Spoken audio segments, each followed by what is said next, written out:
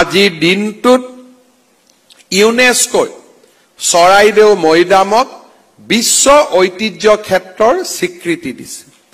এই স্বীকৃতিৰ আঁৰত আমাৰ চৰকাৰী কৰ্মচাৰীসকলে যোৱা 2 বছৰে কৰা নীৰৱ সাধনা ইয়াত সমাহিত হৈ আছে।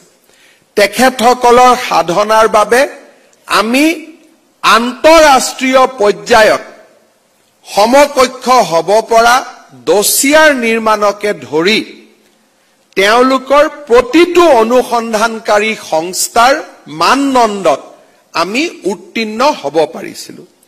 চৰাইদেউ মৈদাম আজি সৃষ্টি হোৱা ঐতিহ্য নহয়। 47 চনৰ পৰাই চৰাইদেউ মৈদাম আছে, তাৰ আগৰ পৰা আছে, 600 বছৰৰ পৰা আছে।